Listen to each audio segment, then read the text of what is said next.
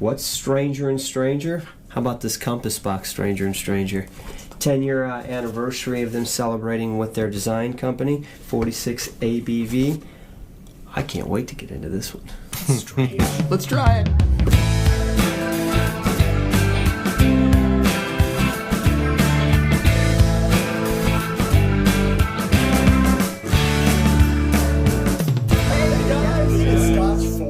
Four guys on a Scotch journey to help you with your next Scotch purchase. And it just might be a stranger. Stranger and stranger. This isn't Scotch, though. Strange. Well, yeah, you're right. This technically isn't even whiskey. Nope. It's not? No. We should just go pour it out. It's No. Wait, Scotch malt whiskey blended with wheat and grain or wheat and barley spirit. And technically, according to Compass Box, they're referring to that as a sacrificial spirit. But anyway, long story short, you know, John Glazer and Compass Box, they are very transparent. They always want to tell you as much as they can of what's in the bottle. And this particular bottle has 1% of a grain whiskey from Garvin, a lowland Garvin. Anyway, they... So what's the point to wait? It's only 1 year old. It's 1 year old grain whiskey, which means it's not technically... Whiskey or... It's not whiskey. It's not whiskey. It hasn't aged. It's a It's strange. The deal was that they poured this spirit. It's sacrificial because they poured the spirit into experimental American oak casks. I don't know what the experiment was. Right, we don't know anything about it. But they poured it in there, and it was so good after a year. They didn't know if it would be good, not good. They thought they might just have to dump it. And when they tasted it, it was so good that they wanted to use it in something. So they decided that this was going into this special edition right. bottle. More about the name. Stranger and Stranger is the design company that Compass Box uses, and if you haven't noticed their marketing, their labeling, their design, it's amazing. You haven't been looking. So 10 years of working with them, and they wanted to celebrate that relationship, and so they bottled the Stranger and Stranger. Now, normally they give Stranger and Stranger a design concept, what they're trying to do, and then let them run with it. This one, they just said, hey, you know, we've been working with you guys for 10 years. It's yours. So this is the design. I think it's absolutely beautiful. It's like really cool. Handmade craft paper. Yeah, it's super cool. It's kind of I'm trying to figure out how they get this underneath this and still cut that off without cutting this. How do you do that? Somebody did it. I don't know. But 4,802 bottles made. I'm not sure what the U.S. allocation was. We price checked this online. I think you said you found it for $1.80. Well, it's averaging around $200 a bottle. Okay, we paid a little bit more than that in the Chicagoland market. But they had a bottle. They had a bottle, and we had to pull the trigger. This is bottle 3,691 of 4,802 released. So this is not what I was expecting. This is that's a nice coin, right? Yes. What do we got? Greg Bowers. Thank you, Greg. Is this the box, Greg? This is his coin. Here's your coin, buddy. Nice. You already paid for it? Waited for a little review, and now here we go. Yep, and you get a stranger review. Absolutely. Oh my gosh, this is what is that? Just to give you an idea of what's in this, we've got 80% of this bottle is Glenlawsie. Glenlawsie is a Speyside. You said there was something specific about it. That distillery was built by the guy who founded Glendronach. Right. So John Duff founded Glendronach, then he came and started Glenlawsie. So 80% of this is Glenlawsie, and then you've got 14%, which is another Speyside from Glenelgin. Then you've got 5% from another Speyside, which is Linkwood. And then the remaining one is Garvin, and that's your Sacrificial Spirit, which is also a grain spirit. So, yes. So this is a blended whiskey. Well, it's not even a whiskey. Right. It's a blended spirit. Something. Here's what blended they call spirit. It. Scotch malt whiskey blended with 1% non-Scotch whiskey. So they're not really calling it anything. They're just telling you what it is. Essentially, it's a blended spirit. Right. Yeah. I believe I saw on our Discord or somewhere in the last 24 to 48 hours that somebody from over the pond said they're actually calling it a specific thing in England. You know, because they can't call it whiskey, they can't call it Scotch, you can't call it. So they're referring it to it as something, and it's not that. But comment below. Tastes good with Coke. Yeah. So what you guys got on the nose? I haven't even touched it yet, so I'm anxious. Quit talking. Right? You know what? It's really. I know what it is. It's hard to imagine at first, but it's like super. What's the ABV on this? 46, but man, it just punched me. It's got tropical fruit notes, but it's also got like citrus pith. It's like it's got juicy that, fruit gum. Yeah, it's got a bitter quality about it though too on the lemon, nose. all that. Really? Yeah, maybe a bitter orange on there.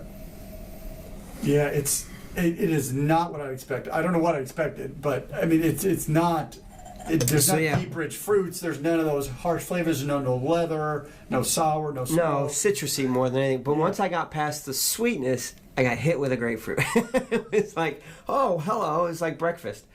This is an interesting liquid. I want to call it Scotch Spirit.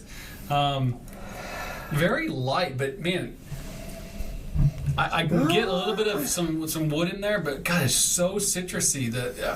So many different fruits coming on the nose, but it's not like a rich, something you're like an apple or pear or anything. It's just it's very acidic. Citrus, lemon, grapefruit, that kind of acidic sourness to it.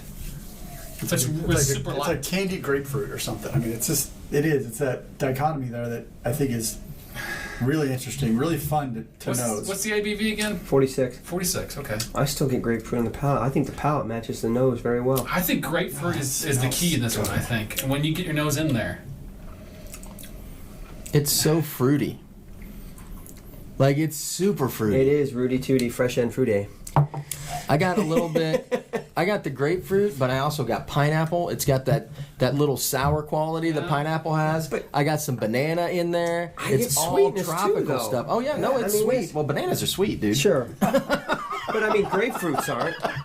The finish, though, I had one little sip earlier. And it has when you put sugar on it.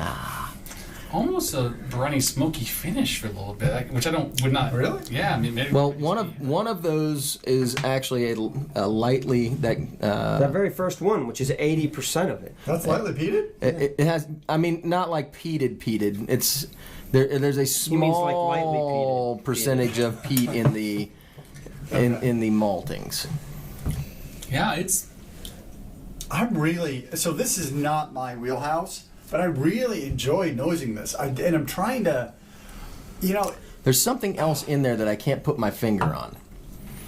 That's prominent. When I go right in, it's there, and I can't put my finger on it. It's like popcorn butter. I have some of that. White cheddar. Popcorn butter. It's really sweet and juicy and so when I first took a sip too, boy, it exploded right in the tip of my tongue of sweetness, but then it went away really quick into more of a light sour kind of juicy fruit, but it's nothing. You get bananas as it rolls back. Nothing strong. It's just a very light. They were pouring Stranger and Stranger at Whiskey Fest when we were there in Chicago. Tough though. And we had a sip, and I didn't pay much attention to it at the time. I just wanted to get a quick taste. I wasn't really going to do anything with it, you know what I mean? Because I knew we were going to review it, and I didn't want to get a preconceived notion on it. But there was a lot of people there that were talking about this, and they didn't really care for it. I heard a lot of people that were talking about it that But I'm tasting it, and I'm like, you know what? You have to pay attention to this one. Yeah. It's got a lot to offer. I agree. There's a ton in this glass, man. I agree. I'm really enjoying but it's a mental exercise. Like a lot of stuff John Glaser does, you've got to pay attention. Because there's more to it than you thought there was. He's a tricky fella. He likes to put some stuff in there. Now, what I was getting earlier, it's going to sound bad, but kind of like an air freshener. You kind of get some of that potpourri, kind of a smell to it mixing in there with the fruit in the back and that perfumey. I think that's probably what I'm getting it too on the nose. It's definitely in the top layer of that smell. Wow. There's some bananas now. I'm enjoying this way more than I did at Whiskey Fest. Yeah. Well, because you have time to really. That's what I'm saying. And the flavor just continues, just like lingers. It's not a sherry bomb or anything like that. But it's not supposed to be. This reminds me of a really good Highland single malt, right? It's got that floral, light spirit going on, but then it's got more than that on top of it. It's got all those fruit flavors going on, and it's just really enjoyable. I keep picking out new flavors and new smells. The nose is great. It's getting better as a really long-lasting, sweet pineapple on the finish. Is all. The thing about that, sometimes you're talking about the Highlands and how they can be so floral. I typically don't like that. I don't like that real flowery stuff. I'm not getting that here. This is something more basic, more meaty, that has those fresh fruits in it. But then in the lingering, normally when I have a Scotch of this lightness, it just disappears from me. The finish just kind of whatever. It's just not this one sitting here, and I don't know how he does it. He's a magician. Well, and the other thing is, when I first take it in my, when I first sip it, and if you kind of really roll it around, I can pull a little bit of that new grain out. I do just get just a touch of it, but it's balanced with the other flavors. It is. If you know what you're looking for, you can pull it out. But if you don't, it's just kind of. This is a good spirit. I mean. God, the water just reset the nose. I mean, it's back. I haven't smelled it with the water. Back to square one. A little bit of sweetness back in it. It's just amazing. It's strange. So the mixing, though, the interesting thing was when Compass Box did this. Stranger and Stranger got full bottle label and box design, but John Glaser got no input on the whiskey from them. So it was very much a dual collaboration for this, because, or not a collaboration, it was really two. Well, normally he gives them some direction about what he's going to do, and then they base the artwork or whatever off of, kind of his thoughts of where he's going with it. But yeah, this one he just let them do whatever with the label, and then he took care of. But he did tell them about the Sacrificial Spirit. So that was one of the things that they were playing off of. But the bottle's beautiful. I love all the gold. It just looks really sharp. I really like the elevated, you can feel the elevated print on it. It's... There's a few of their bottles that have just been next level. What was the price one more time? 200? 180, 240, somewhere in that neighborhood. Between 2 and 240. That's a pricey bottle. It is a pricey bottle for something that's not whiskey. Yep. All right. Let's start. I think I'm close to being ready, unless you want to go. No, I'm with the water. It does the flavor. It did lose some of its potency, I have to say. I disagree. Actually, I'll go ahead and go. All right, go. So this is different. This is not what I would probably go, in my bar and go grab a glass and expect something from Scotch and pour. This is definitely a little bit strange, if you will. It's different, but it's. You can really. We've talked about it. You can sit here and smell for days and really try to puzzle things together and figure what's going on. And the palate is the same way. The palate, it's a little light, the palate at first, but once it aged up a little bit, once it opened up some more in my glass, it got better. More fruitiness, a little bit hint of malt is in the background, but just a little bit. But I'll tell you what, the water, I really like the water. Really? I really did, because the water for me opened up the nose even more. More vanilla came out with it, almost like a gelato or some kind of custard a little bit. Kind of came out there in the nose. I really liked that piece. It didn't hurt the palate at all either. And in fact, I got more malt out of that with the water on it, which was interesting. More of a deeper, rich finish to it as well. So I really enjoy this one. It's not something I would normally go and just grab and pour as far as flavor profile, but it's kind of cool. It's different. I'm glad I'm trying it. Is it worth the $200 and some odd? Maybe. Not for me. That's not what I normally would do. But it's definitely worth getting a glass if you ever get a chance to try it, for sure. Because it's something definitely I think is unique.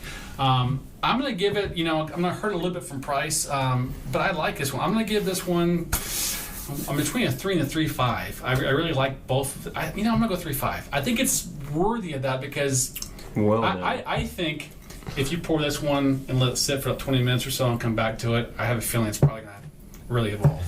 I wonder. We'll see. We'll find out. Yep. What do you got? Yeah, we will. You ready? All right. Think it's gonna last? No, if it'll no, it's not going to last. Yeah. This one was really difficult for me. Before I get started, I love when John does stuff like this because it's something that I would do. It's like the guy that's like, you don't get what I'm trying to do, and your old rules don't apply here. You know what I mean? And so I'm going to take this 1-year-old experimental spirit that I've just been kind of messing around with that I think tastes great, and I'm going to dump it in this, and then I'm going to let you figure out what to do with that. And he's like a petulant child. God love him, though. You know what I mean? Because he's really kind of, it reminds me of, in like the 70s when the French winemakers are like, oh, you got to do it like this. And the Americans were doing all kinds of experimental stuff, and they're like, just trying out things just to try them out. And it turns out they found out some really cool stuff. And I feel like John is doing a lot of those same kinds of things for whiskey. He's really pushing boundaries just to see where he can go. As far as this particular bottle, like the bottle itself is beautiful. The box is great.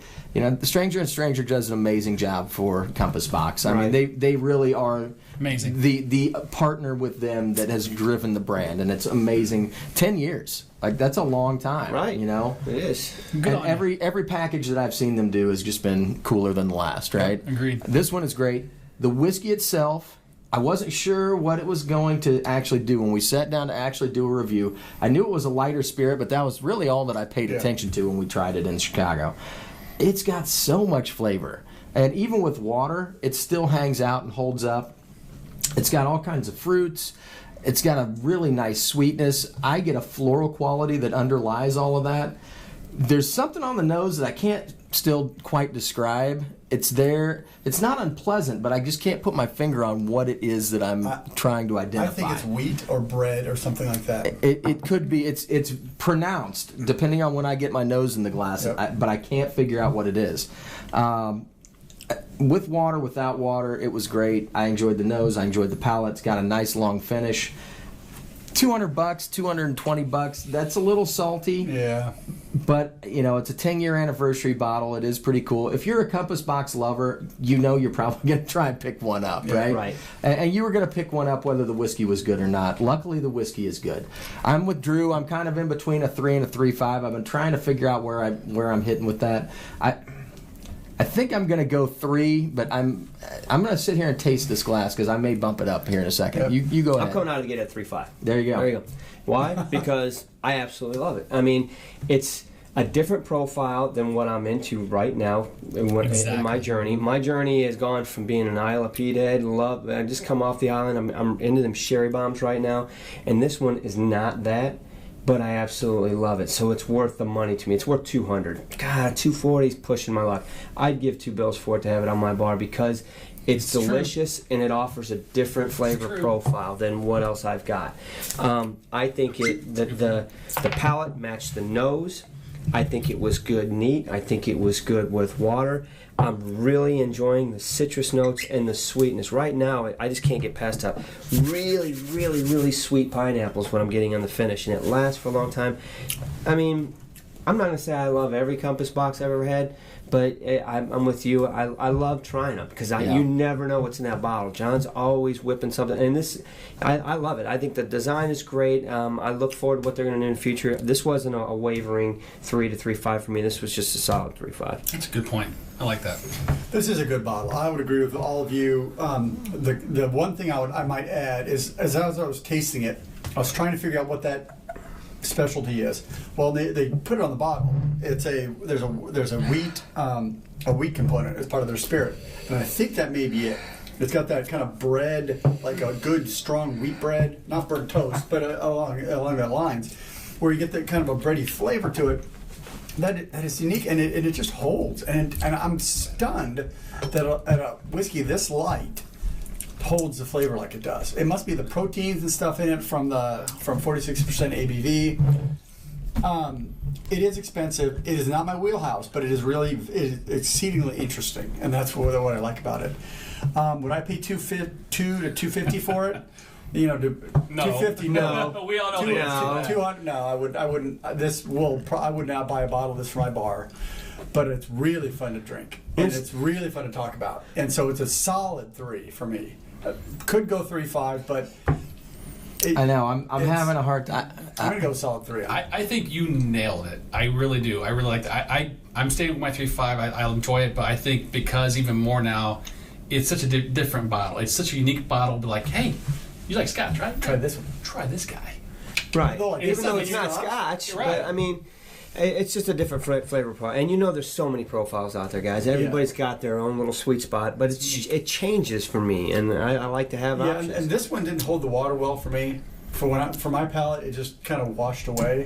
So that was why I gave it a 4. I wanted to two reasons. I wanted to finish that glass and pour a little more. There's the truth. But I wanted to try it neat again just because I was really stuck between 3 and 3.5, and I just kind of wanted to give it a fair shake.